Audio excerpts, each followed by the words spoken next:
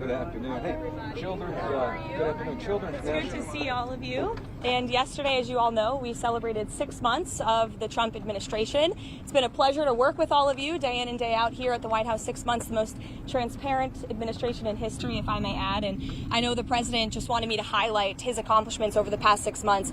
As you all remember, because you all covered it on the campaign trail, the president really promised the American people many things. But at the top of that list was to defeat the Biden inflation crisis and to secure our border and our homeland. And I think you've all seen in 6 months' time, the president has delivered on those two core campaign promises. Inflation is now running at a 2.1% annual rate. You look at our southern border, look at the numbers. Just last month, 0 illegal aliens were released into our country. And then look at what the president has done on the world stage. He has ended wars like India and Pakistan. He continues to work aggressively to end the war in Russia and Ukraine. He completely obliterated Iran's nuclear sites. He has continued to hopefully negotiate a ceasefire between Israel and Gaza to end that conflict and release all of the hostages. We've seen many of the hostages released as a result of this president's efforts.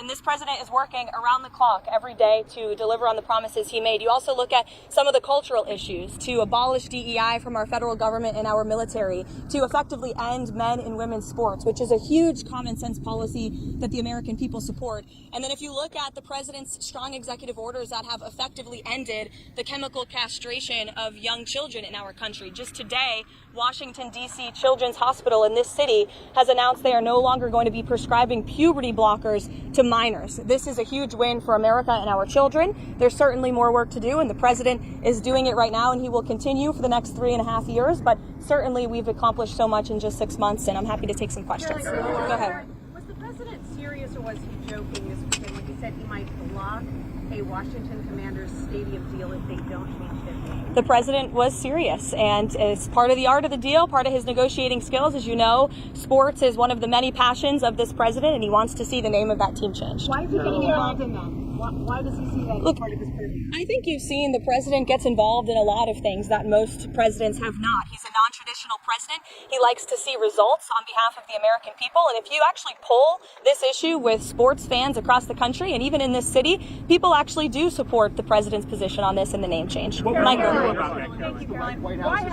go ahead, and then Mary, you can go. Thank you, Karoline. What's the White House's reaction to Senator Chuck Grassley today releasing the formerly classified Clinton annex showing that the Comey-led FBI failed to fully investigate Hillary Clinton's use of a private email server, also failed to really look into thumb drives with potential national security risks on them, and emails from President Obama? It comes as no surprise, unfortunately, and I think that's why you've seen the FBI open up investigations into the individual you mentioned and some others as well. Caroline. The president just ordered the FBI to release the full Epstein files, just get it all out there. The president has said if the Department of Justice and the FBI want to move forward with releasing any further credible evidence, they should do so. As to why they have or have not or will, you should ask the FBI about that. Go ahead. More information, It's up to the Attorney General. Does the president have any message for the countries that are planning to attend the two-state solution conference taking place later this month?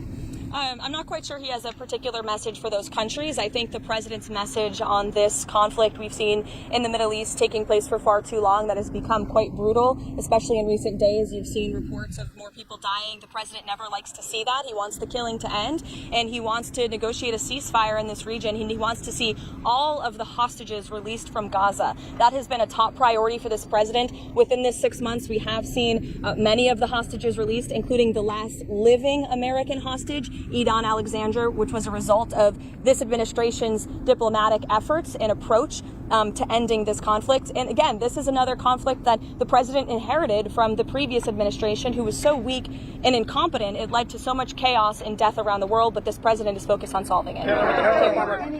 Kelly, go ahead. Thank you. So at 6 months, the president is also experiencing some pushback from members of his own MAGA base, especially on the matter of the Jeffrey Epstein files. Is the president satisfied that his own supporters are not heeding his call to let it go and to move on? I know the president would reject that, Kelly. In fact, he cited over the weekend some polls showing that his approval rating with the Republican Party is actually at an all-time high.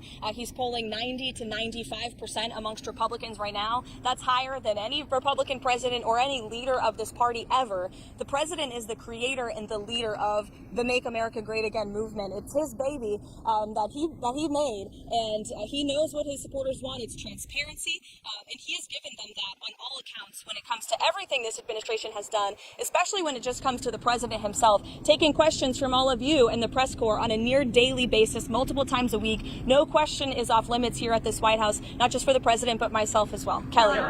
Call on Kash Patel to do more. Again, as I just answered, the president has told the Attorney General and the FBI director to release any credible evidence that they find, and he also signaled to them over the weekend to move forward with unsealing the grand jury documents that were under seal by various judges across the country, and I believe the Attorney General has taken the proper legal action to do that. Kelly. You mentioned there also Israel seeing stepping up some attacks in Gaza.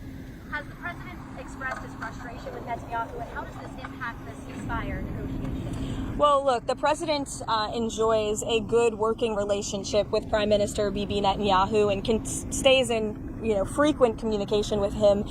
He was caught off guard by the bombing in Syria and also the bombing of a Catholic church in Gaza, which, as you know, I addressed at my briefing last week.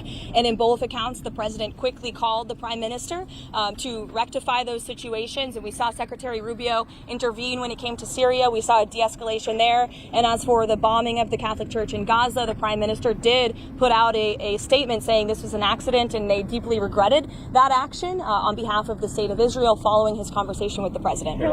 Jordan. The White House is taking a position on Maria Salazar's working bill, and ideally, what does the president want to see mitigate work through? Again, I know you asked me about that last week, and I regret to inform you my answer remains the same. I don't think that's the focus of the White House right now in terms of legislative priorities, but certainly I promise you I'll get a readout on the bill. But as I reiterated to you before, the president does not support amnesty for illegal alien criminals, and I think the tragic circumstance that took place in New York City this past weekend underscores the priority of this president to secure our homeland and to deport illegal alien criminals and public safety threats from our country and our community. That's this president's priority right now. That in the last several months, Americans have become more hesitant about President Trump's different ways that he's been conducting immigration. They think that it's going too far.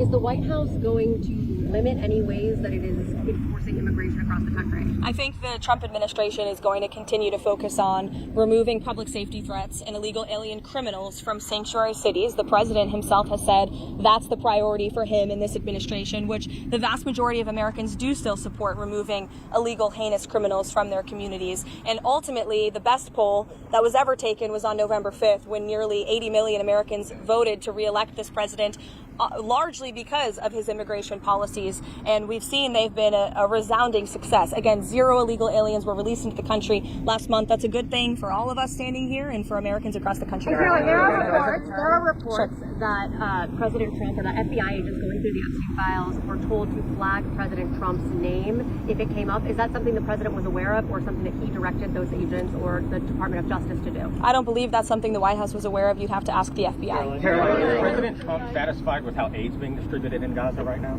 Look, the president is the reason that aid is even being distributed in Gaza at all. He wants to see this done in a peaceful manner where more lives are not being lost. He hated seeing the pictures of starvation of women and children desperately needing that aid, which is why this administration came to a creative solution to bring that aid into the region. And we want to make sure that aid is delivered to people in need, but certainly does not end up in the hands of terrorists. I think both things can be done at the same time. Look, it's a very difficult and complicated situation, again, that the president inherited because of the weakness of the last administration. And I think he should be applauded, and the administration should be applauded for coming up with a creative solution to get aid into the region. The president wants to see peace, and he's been pretty clear about that. And our national security team continues to work on this every single day, but of course it's a very complicated situation. The Budget Bureau over the weekend, Commerce Secretary had some pretty tough words for the Fed. Hi, Mark. You're sneaking in back there. I know. I wish I was taller. The Commerce Secretary over the weekend had some pretty tough words for the Federal Reserve Chairman. The White House has kind of sent some mixed messages whether or not his job is safe or not. Will Powell be allowed to finish his term as Federal Reserve Chairman or not? Look, Mark, the president talked about this and answered these questions for you pretty extensively in the Oval Office. He has no plans to fire the Fed chair, but he has been very transparent in expressing his displeasure with Jerome Powell's management of the Fed and also his policies. And the president is right, by the way. He's been saying this for a while, but finally, economists and experts are agreeing with him that Jerome Powell should cut interest rates. If you look at our country, by every economic metric right now, it is booming. Look at the trillions of dollars the president has brought in foreign investments. Look at inflation, like I said, continues to go down. He's basically defeated it in just 6 months. If you look at the massive deregulatory campaign this administration has lost, look at the cost of goods. The cost of oil is down 20%. We've added 700,000 jobs to the economy in just 6 months. The manufacturing sector is ticking up again. By all accounts, this is a good economy. In fact, the Wall Street Journal, wherever you are, did in fact give credit for that today. They said that the economy has its swagger back, which is one way to put it. But I think that it's true. And I think that the Fed chair needs to lower interest rates. The president is right about that. And finally, people are catching up to the president on that. Brian, go ahead. Has the president shared his opinion on additional thoughts on privatizing TSA? Privatizing the TSA. I haven't heard him talk about that, but perhaps it would be a good idea. I think we can all agree there's a little bit of bureaucracy when you move through an airport, but I'll get with the president, or perhaps you can ask him yourself next time, Brian. Go ahead. Caroline. The Congressional Budget Office released updated estimates today about the Big Beautiful Bill now that it's law. They estimate that the deficit will grow by $3.4 trillion by 2034, and that 10 million people will lose health coverage by 2034. I know you guys are critical of the CBO. More broadly speaking, is there any concern from the administration that this bill, now that it's law, will increase the deficit in any way or remove anyone from health insurance that they have as legal citizens? No, look, this bill was a great bill for the American people. It was the largest tax cut for middle and working class families in our nation's history. And the president wants to see this country get our fiscal house in order. That's why this was a fiscally responsible bill, one of the most fiscally conservative pieces of legislation for its size that has ever crossed through Capitol Hill. And the president wants to cut our deficit. That's why he's effectively using tariffs to bring more revenue into the United States to ultimately pay down our debt that has been created by presidents on both sides of the aisles for many, many decades. There are 11 days until that August 1st trade tariffs deadline. What can we expect between now and August 1st in terms of potential announcements of trade deals with any countries? Look, I can tell you the trade team and the president himself continue to be very engaged with countries around the world when it comes to our trade agreements. You have the president of the Philippines who will be visiting the White House tomorrow. Perhaps this will be a topic of discussion. You will all see for yourselves in the Oval Office, as you always do. But the August 1st deadline is just really the start date for when the United States of America will begin collecting this revenue from all of the countries around the world who the president has sent these letters to. You could see some more letters before August 1st, John. You could have some more trade announcements as well. I can tell you the President, Secretary of Treasury, Secretary of Commerce, Ambassador Greer all continue to be in constant communication with our trading partners. Yes, sure. Thank you. How did you see the tariff negotiations in South Korea being fundamentally different with those with Japan? I can check in on the status of the South Korean trade talks for you. Visiting Lebanon regarding disarming Hezbollah. Does President Trump still believe diplomacy? Who is visiting? Tom Barrack. Okay. President Tom Barrack is visiting Lebanon regarding disarming Hezbollah. Does President Trump still believe diplomacy can work with Lebanon while Hezbollah keeps its weapons? Look, I think the president wants to see diplomacy work with Lebanon and all of the partners in the Middle East. You know, the president has been very clear when it comes to his priorities for Iran.